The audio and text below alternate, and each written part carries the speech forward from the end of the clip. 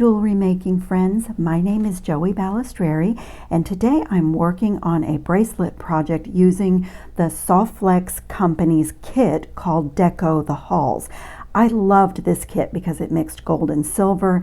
It had these beautiful pearls that kind of have a little bit of a matte finish but still a luster. And it had a lot of black elements in it. In particular, I love this check glass button, and it is a shank button, but I have turned it into a connector, and I'll show you how I did this on another sample button.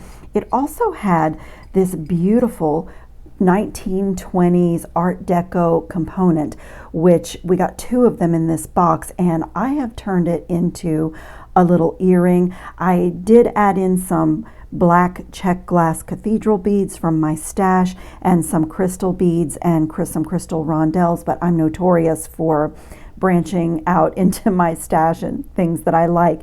But what is special about these earrings is that I have purchased a ear wire that is interchangeable and it's gold filled. So I am going to keep this pair of ear wires and add on my different interchangeable ones that I am going to make. So I'm going to keep those ear wires in my jewelry wardrobe. And then I have already made another set of earrings. So this one, it actually went right on the existing loop on the component, but I did a necklace project and I had some beads left over, another cathedral bead and some cylinder bead components that I had created that were left over from a necklace, and they have a simple loop at the top, and those can go right onto those interchangeable lever back gold filled ear wires. So I will continue to add earring drops and have this nice high quality metal that doesn't tarnish ear wire in my jewelry wardrobe. So the other beautiful thing that came in the Deco the Halls box was two of these fabulous square druzy beads with a hole going straight through the middle from top to bottom, and I just absolutely adore those. So my plan for my bracelet is to create a herringbone and kind of go around this with following the shape and sort of make it bigger and chunkier with some wire circling it and caging it. So that's my idea for that. Let me set this out of the way. And the first thing we will start with is how I took this check glass shank button and made it into a connector. And if you'll notice, this has a double loop on this side because for my bracelet, this is where I'm going to also create a handmade hook, and I also have that doubled, and that's just going to go right in there. So that's my plan. Let me turn this upside down. I've done another sample shank button where I turned it into a connector, and so there's lots of variables here. I have another sample here. This is another jet black glass button, and it has a shank, but the shank is part of the button, and it has a very small hole. So you do need to pass wire, two strands of wire through the shank hole. So you would have to go down to a very small gauge of wire for a button like this. So when you're planning to do this, you might want to consider that. So I have another one of those buttons, and I will show you what I did. I have here some 20 gauge wire, and I'm just going to cut a length of it. It is medium tempered German style wire from Beadalon, and I'm just going to get it nice and smooth and warm with my fingers, and then take my round nose pliers, have my nylon jaw pliers here as well. Take my round nose pliers and kind of start to form a loop. Just very gently start to form a loop, because that's going to be this part that you see at the top. And then I'm just going to coax it together and keep it nice and warm, and just kind of get those two wires together. You can even do it with your nylon jaw pliers You know, just go slowly. And then I'm going to feed both of these ends through the shank of my button. And just pull it down to where you would like. Now on this one, as you could see, I just wanted the loop peeking out because it's going to be a connection on my bracelet, but depending on what you're planning to turn your button into, you can adjust that. It doesn't really matter if the wires are crossed, but you do want to keep everything nice and neat because on our jewelry we want the back of our things to be just as pretty as the front and to have a finished look. So I'm pretty happy with that. And now I'm going to take one of those, I guess I'll take the shortest one and just bend it up, right up to the shank. Now, depending on what you want to do, if you want this really nice and firm, you might want to wrap around the shank one time, which is what I have done on this one. But you could cut this right there if you don't want all of that wire behind your button. But since this one is almost like a bowl, it has a little bit of depth there, I'm going to take this wire around. Just get a hold of my loop with my thumb and take that wire around the shank at least once. But you know, you can look at it and see how it looks. Like I said, there's some space on the back of this button, so I'm actually going around a couple of times, and it actually looks really nice. So you just have, depending on your button, you will have to make those design decisions as you're wrapping the wire. And then we can trim away that extra little bit. We don't have to wrap all of it. And then I want to get my bent chain nose pliers because it usually helps me to get in. And just like we do with any type of jewelry, tuck in any wires, any ends that are sticking out or anything that might be sharp. Just get in there the best way you can. Be patient. Find your little path for getting in there with your pliers and just tidy that up. Tuck everything, and so that's what we have. It looks really nice.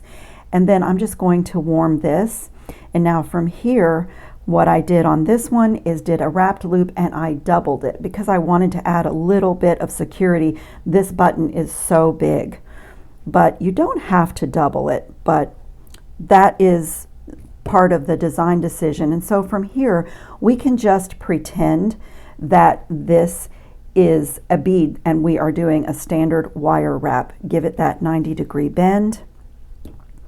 Put your round nose pliers in however big you want your loop. If you think it's going to be a connector like this, you might want to give yourself a little bit larger loop. If you're going to have a lobster claw clasp hook onto it, you know, you have to kind of think ahead what you plan to do with it. But it is really just a simple wire wrapped loop at that point, and we're just going to wrap all the way down the stem. And the only trick is that you're wrapping behind a button, so as you wrap down you might see that you have to slow down and maybe readjust your pliers. It's wire, so if you need to bend it out just so that you can get in there. And you can stop wrapping at any point. I like to wrap as far down on the stem as I can because I think it makes it look like more of a connector. I just go as far as I can, and you know, I like to tidy up my loops. As I said, the back, you're now wrapping on the back of the button, so the button could be in your way, but I'm happy with that, and I'm just going to trim it off. And just like any normal wire wrapped loop, get in there. You have to work around the back of the button and make sure there's nothing sharp. Just straighten everything. There you want to look at the front of your button, and you know, if there's a pattern on it, maybe you want to adjust that. Like on the check glass button that was in the mix, there's this beautiful V that has the flowers inside, so I wanted my loops to be right in the center of that pattern. This one, not so much. But it's a wonderful way to use vintage buttons or even new buttons that have a shank that could otherwise maybe cause a problem. So that is how I did that. And then I have already started making some components here. And my idea for this is that this is going to be where I hook a clasp into. And this is going to be where my druzy bead lands right there. And then I'm going to do a beaded chain or like a rosary chain using a mix of pearls, check glass rondelles, and some of these beautiful black beads that I got at a local bead shop here in Orlando, Florida just recently. They're in one of my videos. So I'm just doing a very classic, elegant combination of gold and black and pearl, and then the little sparkle of this druzy, which I am so excited about. So I'm going to start by preparing my little druzy bead here with a herringbone wrap, and I don't want to do a really long one. I just want to cage this bead, and it's not super beautiful on the back side or even on the sides. The side has the gold, but I just want to cage it and kind of frame it and keep this facing forward on my bracelet. So I have a very long piece, maybe 20 inches, 22 inches, I didn't measure, of this 22 gauge German style medium temper wire, and I'm going to come down a few inches and to start off with just get a wire wrapped loop on one end. But it's not going to be really a normal wire wrapped loop for two reasons. First of all, I want to do a double loop because this is a major connection on my bracelet, and I want to add a little bit of strength since I'm using 22 gauge wire for the herringbone.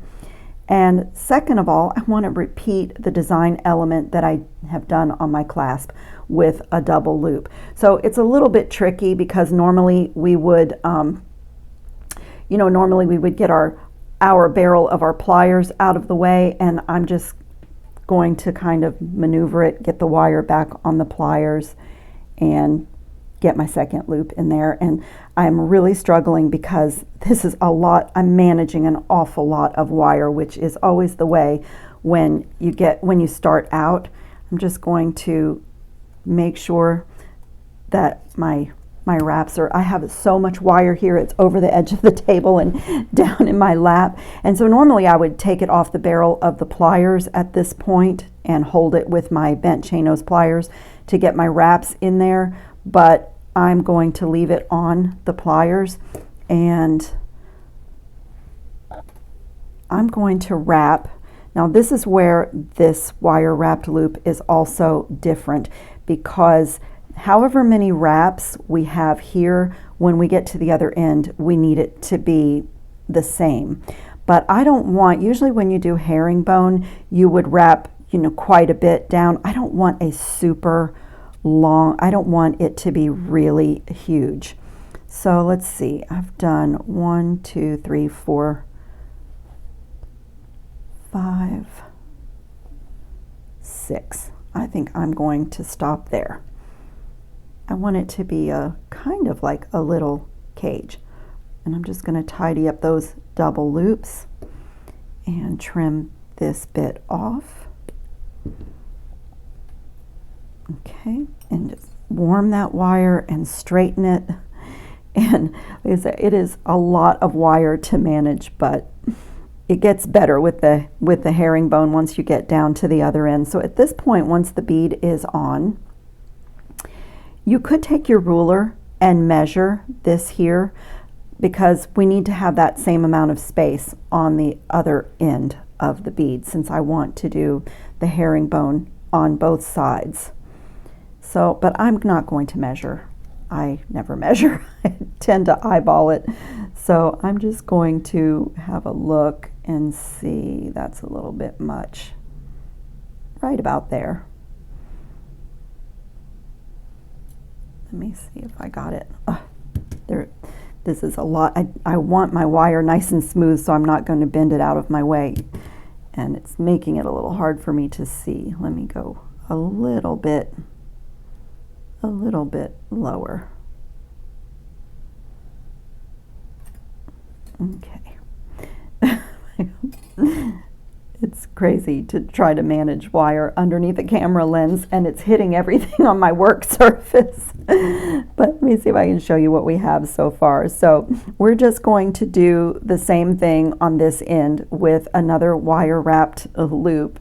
So forgive me for pulling away from the camera, but trying not to wipe out everything that's on my work table. So let me get my double loop in here, and I will be right back with you. On this part, I'm over the edge of the table because of the wire that I'm managing, but on this part, I am doing my wraps neat, but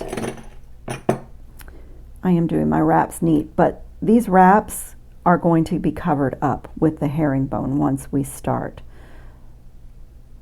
doing going down the sides of the bead and around the top of these wraps. So let me get one more in there and pull my pliers away and just straighten up that little bit of a loop. You know, tidy everything up before you start your actual herringbone. So this is what we have so far.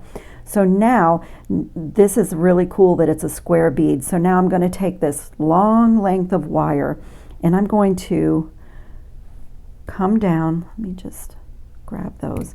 I'm going to come down this side of my bead, just hugging the bead, and I want to come around the front with this wire, and then I'm going to just turn it in my hand so I can keep track of my work and hold on to it with my fingers.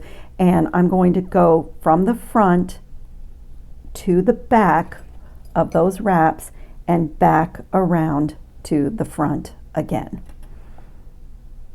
And so now you can see I still have the front of my bead. There's a, you know, as you go along with this, you can go back in with your pliers and straighten things. Okay, now I'm going to do that same thing, but go to the other end. Come down the side of the bead and come around to the front on the other end. And then that wire has to go back and back to the front. Okay, so, and here again, I want that to be hugging the side of my bead. Use my nylon jaw pliers just to press the wire in around the bead. And so that's the secret to the herringbone, is that you always go front to back. So now I'm going to find another little spot down the side of my bead and wrap that wire down. And once again, come to the front right above the other wire that I did and go back and back to the front again. So see what I mean about we're going on top of those wraps that we did. Now we're still facing the front. So I'm going to go down the side of my bead, finding that nice little space for that wire to rest, and come back to the other end on the front, on top of the last wire that we wrapped, and then go to the back and back around to the front. I know I'm pulling out of the camera, but I still have a lot of wire here that's bumping into things, and I hope it's clear what I'm doing. So this one is going to look a little bit different as we go at the top and bottom because of the shape of this druzy bead, but I love that. I really just think this natural stone is beautiful. So I'm going to keep going, laying that wire beside my last wire that I did, and coming to the other end and going to the front and right on top of the last wire that I wrapped, and go back to the back and back to the front. And so it is making this beautiful little cage, and I'm just going to keep going down the side, laying that next to my other wires, and coming to the other end, laying that wire across the front, going to the back and coming back to the front. And let me see if I can get one more in there, or if I could on the side, but it actually looks so beautiful. I think I'm going to stop right there. So I'm just going to bring this wire around to the back and snip it off and tuck it in. That is so beautiful. I really love this because of it being a druzy bead, and also because the sides of this druzy bead were a little bit raw, and so was the back. So I wanted to cage it and kind of frame it out with wire. But I do want to tuck that as well as I can, because that's the part that would be laying right on the skin on my bracelet. Very nice. And then I think I'll put my round nose pliers back in and just make sure everything is straight. And I am loving that. And I will have to do a jump ring connection here. So here's where I am doing my simple loops right onto here, so I can open and close the simple loops of this pattern. And I have this component as well to share with you, and I did the same thing on this one with the double loops, for the simple reason that most of these pearls would not go on 20 gauge wire. I had to go down to this 22 gauge wire to make it work. So it's the same thing that we just did. You have to give yourself a little bit extra space because of needing to make that second loop. So I'm going to come down and do that 90-degree bend and put my round nose pliers in, make that first loop, rotate, and then you can even like rotate your hand, whatever you have to do to get around the barrel a second time. You can open them, and especially on this 22 gauge wire, and then, you know, center it, and switch hands and wrap that wire around the stem. Get some pliers to help me. See how many I did? 3. I want to try to make my components consistent, so trying to do these wraps as well as I can. Then it can come off the tool, and then I'm going to thread on a crystal, one of the black crystals, a pearl, and a crystal. The holes on these pearls are quite small, but I really love them, and I had decided I didn't want to just string them on stringing material, that I wanted to make components. And so now on this end, it's simply a repeat. And there we have it. So I'm going to make a few of these components, tuck in my cut in so nothing is sharp, and organize the length I need to measure. I want to do about a 7 to a 7 1/4 inch bracelet, and I think I'm going to continue with this pattern that I have here and see what length I need. And then the way I want to finish it off when I come back, I'll show you, is with a little handmade closure. And I don't know if I will be able to get a pearl as far as the length. This was my sample piece. I did find one of the pearls that fit on 20 gauge wire, because I feel like you really need 20 gauge wire to make a clasp. And then I took 16 gauge wire and made a jump ring, and then I flattened it and textured it on my bench block. So that, I think, is going to be at least one of my connections, maybe even at the end here. I'm not sure, but I may even do another one of these. So let me pause and work out the rest of my bracelet length, and I will be right back. I have finished making all my components and cleaned up my mat, and I did find one of those pearls that I'm using here that will actually go on the 20 gauge wire, because I want to make another one of these with you. And I have also measured, I can wear anywhere between a 7 and a 7.5 inch bracelet, and this one looks to be, it's going to be right around 7 inches. So I am thrilled with the way this turned out. I actually made some little tiny jump rings with the 20 gauge wire, and I connected two to add my herringbone druzy to my check glass button. And again, just continuing my design element of double loops, double jump rings. I did the double loops on these components, and that's one of the secrets to a great design, is that your design elements are consistent and there's continuity through your whole piece. So let's do a clasp together. I really do want a pearl. You can make these clasps with no bead, and there are applications where that is beautiful, but I really want the pearl in there.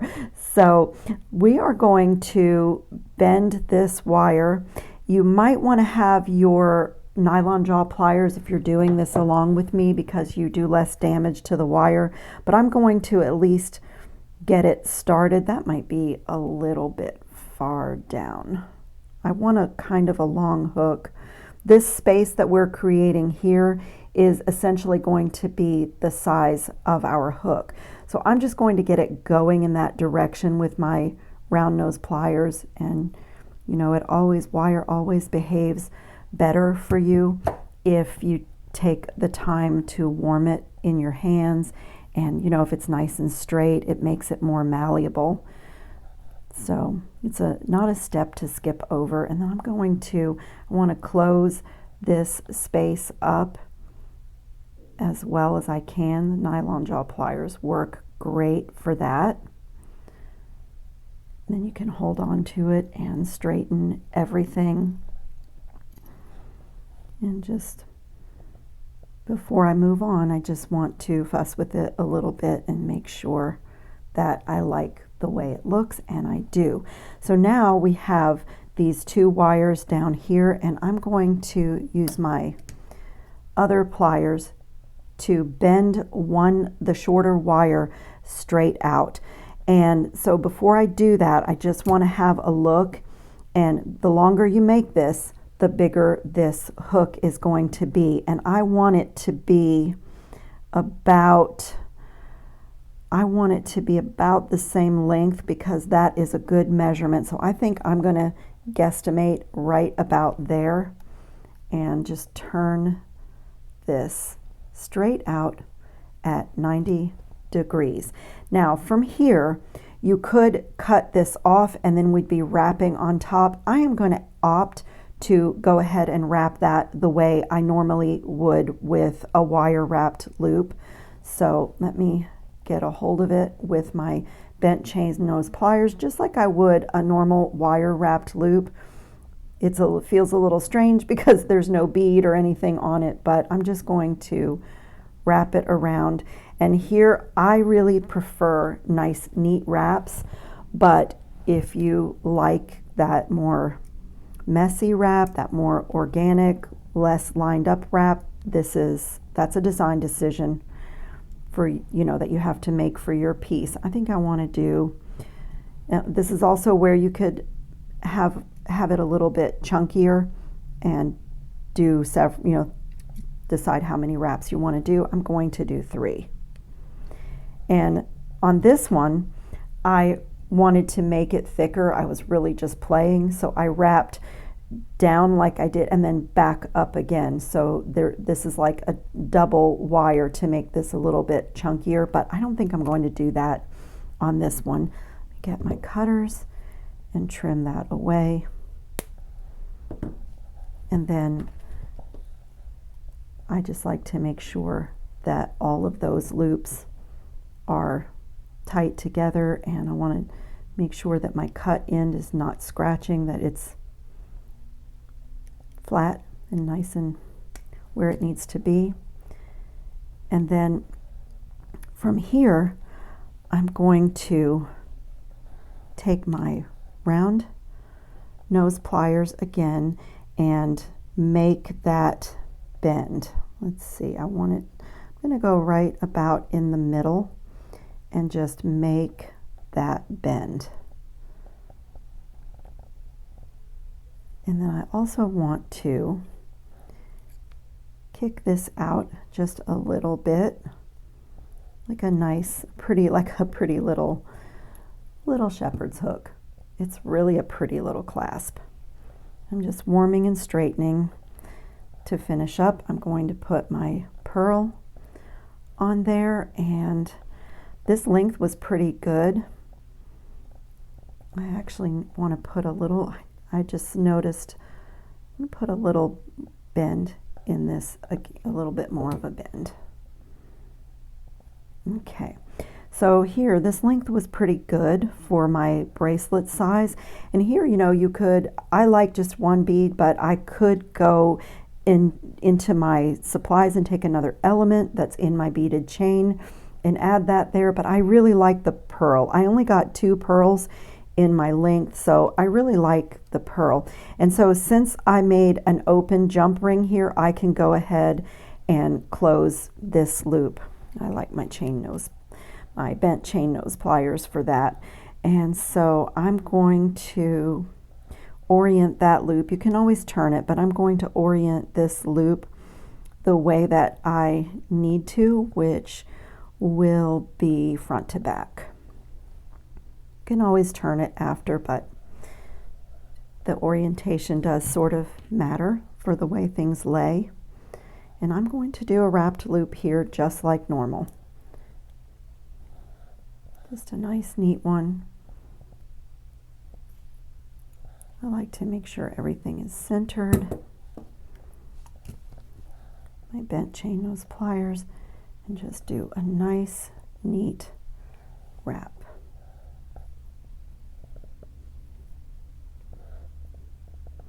I probably should not have made this hammered textured jump ring ahead of time. I may have to make another one of those. After I connect everything, I'll decide if I need to make a smaller ring. I really just wanted to see how I liked the hammered look, and you know, how I liked the thickness of it with the, I think I used 16 gauge wire. So from here, just tidy everything up, and we have our little clasp, which is going to hook on this end of my bracelet, and I do think I want to pinch it closed a little bit and just with my finger give it a little shape. Just come in with my pliers and just, it is just the way I make jewelry. I love to fuss with things. I just want to make sure it's perfect. That is the cutest little hook, so it should be perfect right there.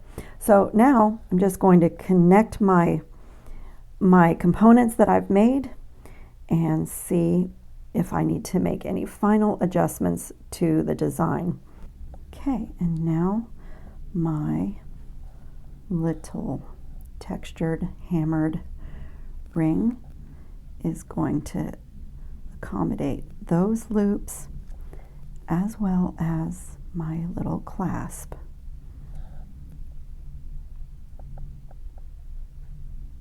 I want this ring to be closed really, really, really well, almost like it's a perfect circle. I definitely have a love-hate relationship with technology. My camera battery completely died as I was finishing the piece, so I hope that I'm able to edit so that you can see what I did, because when I had to pause and charge, I did have to make a couple of adjustments to my bracelet for the way that it was hanging, and they're very simple things which you may have to do on your own if you do a similar design. So one of the things that I did is this loop was going horizontal, it was going the other way, and I just very gently twisted it so that it was going this way, and that also meant that I had to turn my clasp on my loop sideways as well. And then I didn't like the way these two components were hanging. I did a wire wrapped component here with another pearl because I really wanted more pearls in the design anyway.